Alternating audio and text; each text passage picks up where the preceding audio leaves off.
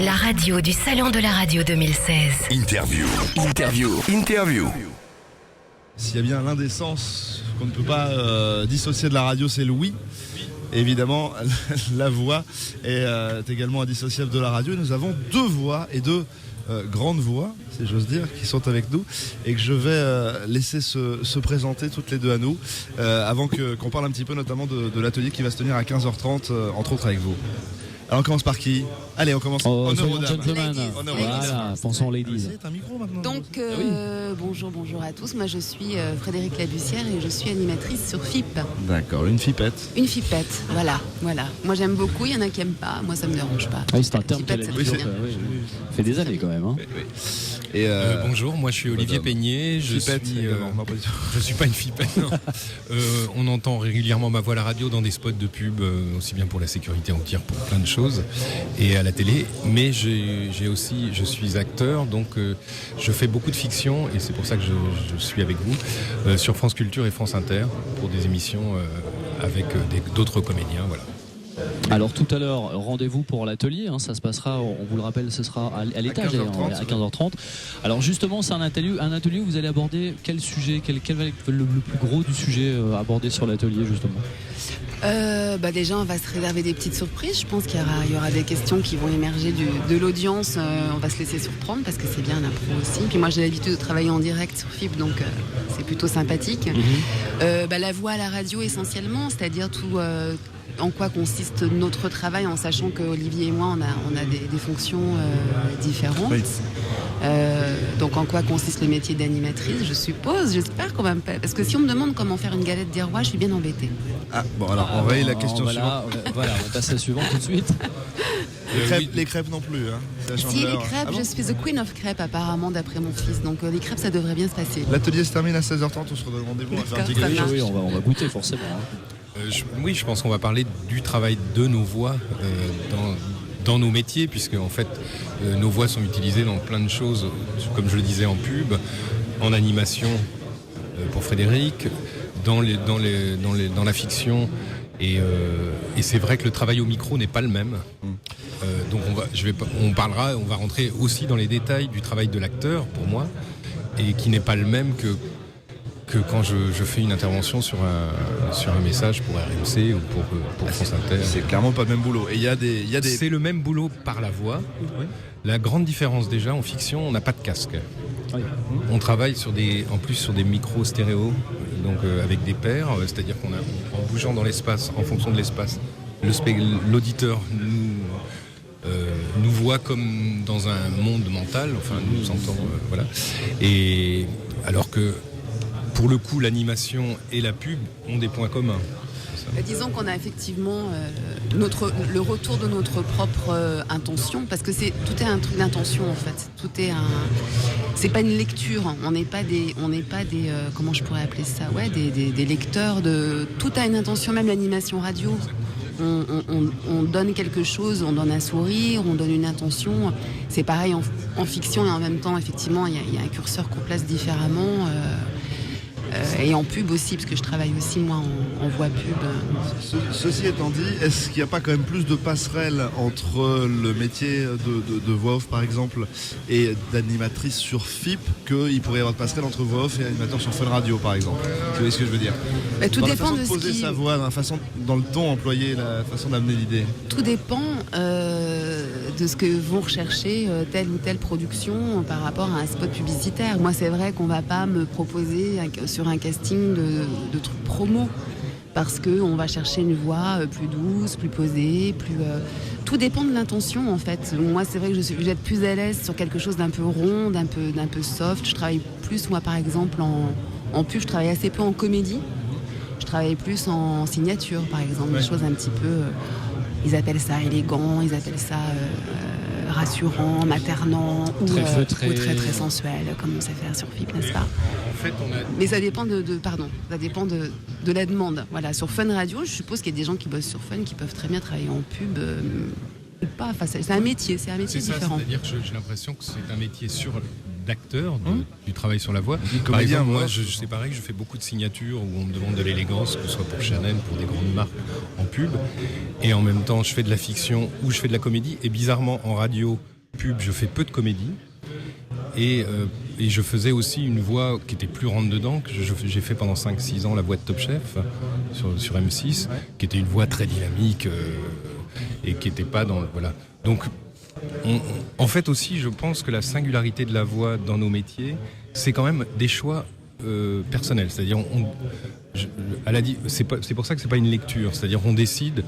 Moi, j'ai commencé les voix en pub, par exemple, parce que ça m'énervait d'entendre les gens, les speakers hurler dans les. Et je me suis dit, tiens, je vais attaquer. En fait. Voilà, j'ai commencé il y a 15 ans comme ça, en me disant, je vais mettre de la douceur là. Et en fait, il s'est avéré que c'était nouveau qu'un mec mette une chose un peu délicate et un peu douce, et ça a pris.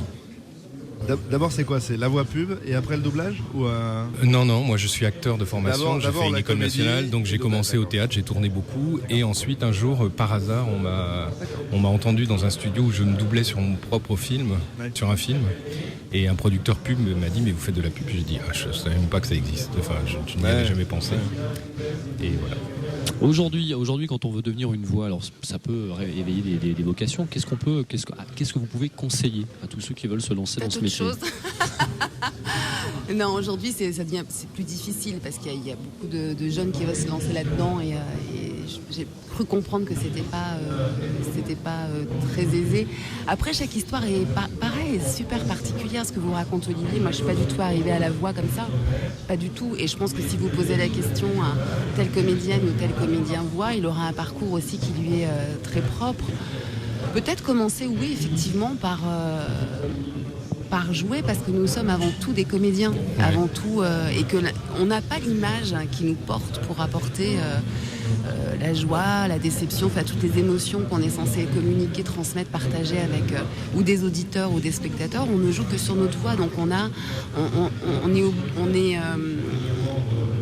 est amené à jouer sur des curseurs, sur des modulations qui sont extrêmement fines, parce que tout passe par la voix. Moi je sais, quand je travaille à la radio un matin où je suis fatiguée, ou un jour où j'ai eu une mauvaise nouvelle, ou au contraire un jour où je suis pleine d'énergie, j'ai reçu un super bouquet de fleurs de mon mari ou ma bonne éditeur.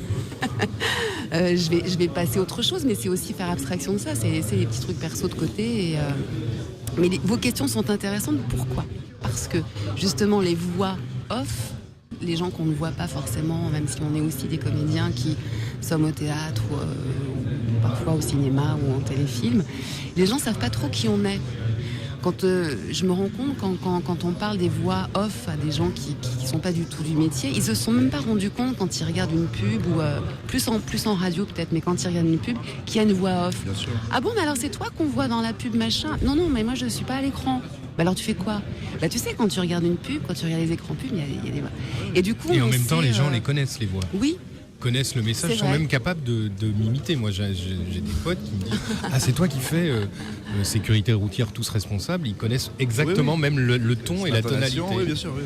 Exactement. Mais effectivement, ils n'ont pas forcément remarqué sur le coup. Oui. Et du coup, on s'est, pour certains d'entre nous, regroupés dans une association qui s'appelle lesvoix.fr et qui a plusieurs missions, qui est notamment de faire mieux connaître nos métiers, de les défendre aussi, parce que c'est un métier qu'on peut se dire que c'est un peu accessoire dans tel ou tel... Mais justement pour comment conseiller à des gens jeunes qui voudraient faire ça, le principe de la voix pour moi c'est la singularité, c'est-à-dire que on pense que dans l'imitation, c'est pas de l'imitation, c'est ce qui est intéressant dans une voix et pourquoi elle va intéresser des annonceurs, des antennes, c'est la propre singularité de la personne qui est derrière. Et je dirais, le conseil que je dirais, d'abord écouter beaucoup de radio, c'est la base. Moi j'adorais écouter quand j'étais enfant la radio, j'écoutais les grandes voix de France Inter, les grandes voix ou au cinéma, même les voix au cinéma, Trintignant, Samy Frey.